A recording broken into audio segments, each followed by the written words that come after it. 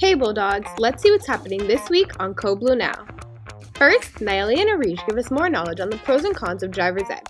Then, Eliza brings us with her to get a first-hand experience to watch our senior Bulldog reach her 1,000 points. Now, stand for the Pledge of Allegiance.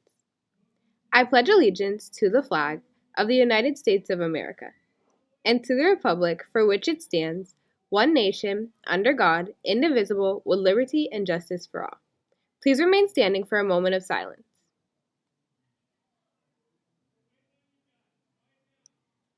Thank you. You may be seated. Hey Bulldogs, I'm Nina Bonnet. And I'm Ryla Muse. And welcome back to another episode of Code Blue Now. 3, 2, 1, 0.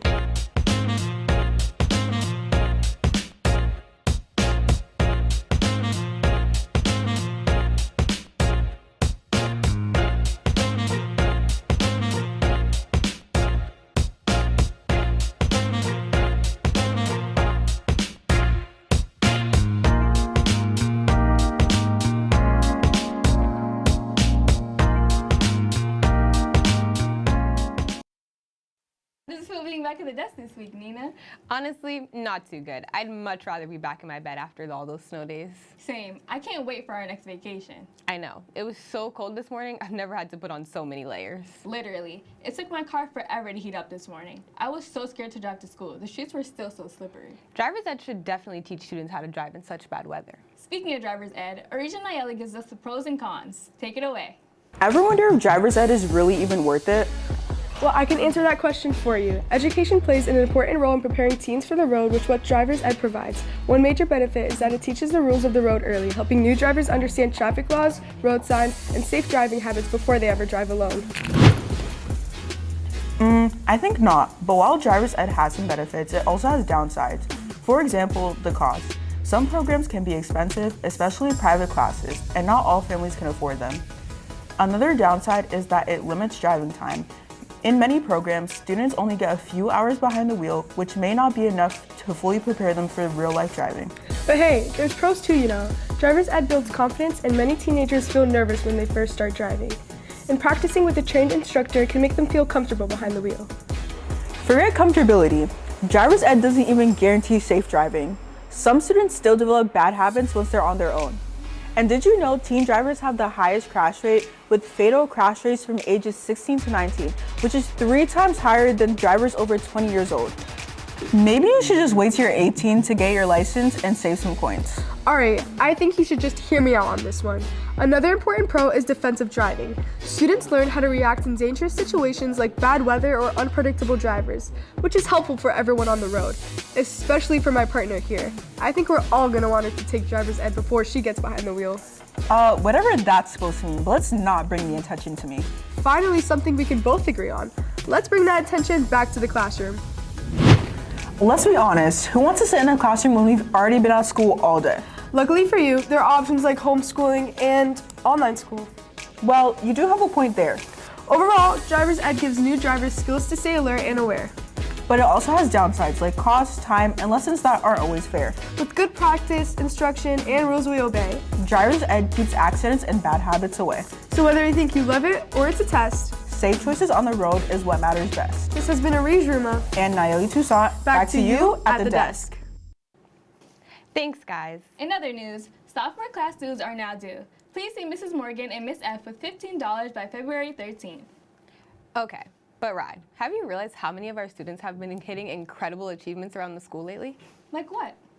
Well, for starters, we'd like to congratulate Spencer Rafako for placing in the Scholastic Arts Awards and being recognized with an Honorable Mention Award. It's quite an honor, with only 15 to 20% of submissions receiving awards. We'd also like to congratulate Dylan Fox for winning Artsonia's Artist of the Week for students in grades 10 through 12 for the week of January 18th. Wow, we're so proud to have so many talented students. I agree. But have you heard about the news about a particular basketball player?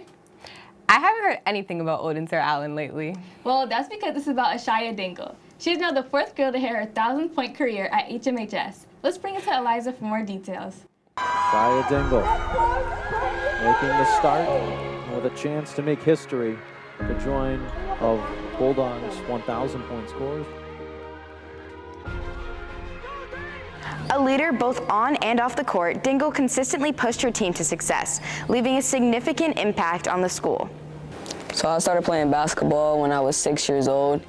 I used to hate it at first. It was my least favorite sport, but I have 3 older siblings who all play basketball, so I think they really inspired me to start it, and since I started, I haven't stopped since.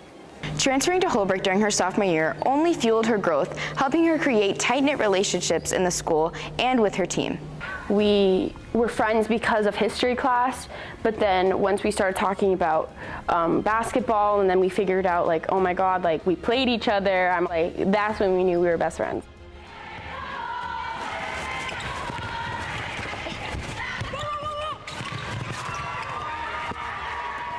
So in the beginning of the game, I was very anxious, nervous, but I had to tell myself just to stay calm and keep myself relaxed, because if not, then I knew I wouldn't get to where I needed to be.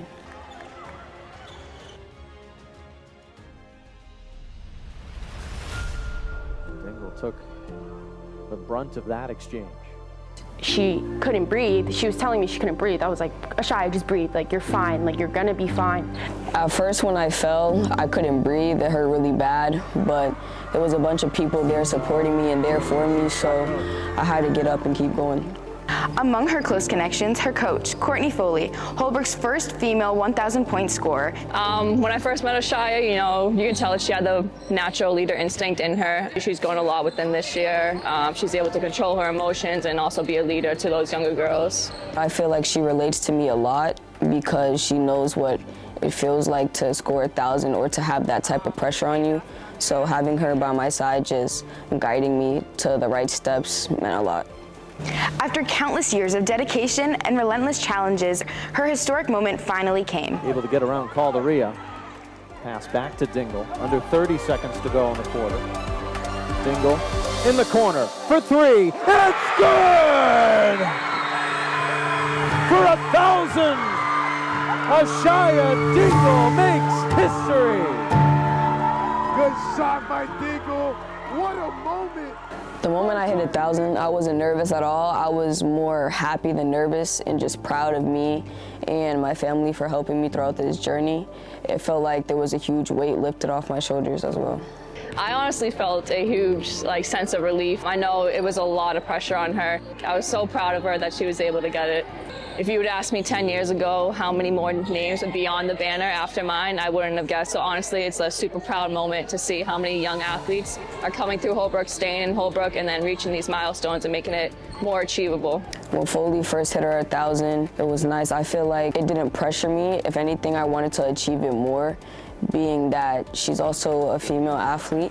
I just wanted to be the next. It was just a way to remember my name. I'm so proud that Ashaya is making Holbrook history, not only because that's my best friend, but it also gives that girls can do things that people don't think. Girls, I feel like girls sports, they're looked down upon, but to show this, not only am I proud of her for making history for Holbrook, but I'm proud of her for making history as a girl in Holbrook. It's just another record that girls will have their eyes on as they come through the school and as they play in the basketball program. It's definitely leaving a mark as to who Ashaya Dingle was and what she meant to our program. Ashaya's moment was more than a number on a banner. Her story and connections hold a heavy significance. Her journey empowering future generations. Her milestone is not the end of her achievements, it's really just the beginning of what's to come. This has been Eliza Runn reporting for CBN. I did it.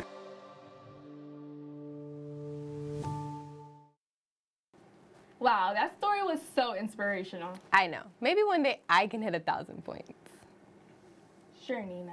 Whatever, don't be a hater. Anyways, while she's dreaming about hitting 1,000, we have some real athletes making their mark on the court these past few weeks. The boys varsity basketball team won all 3 of their games last week, with Otis Maslin and Allen Brown Jr. leading their teams to victory. They have 2 home games this week, so be sure to show up. The girls varsity basketball team won against Neighborhood House Charter School 42-36, and they will be away at Wareham High School today. Our Bulldogs are looking pretty good for sports. I agree. I can't wait for the next game. Me too. But you know what else I'm excited for? What? Our annual blood drive is happening this Friday. If you're at least 16 years old and in good health, you may be eligible to donate. See Ms. McDonough if you have any questions or to pick up a permission slip. That's all you, Nina. I'm terrified of needles. Me too, but if it's for a good cause, I can get past it. Wow, a lot is going on here at HMHS.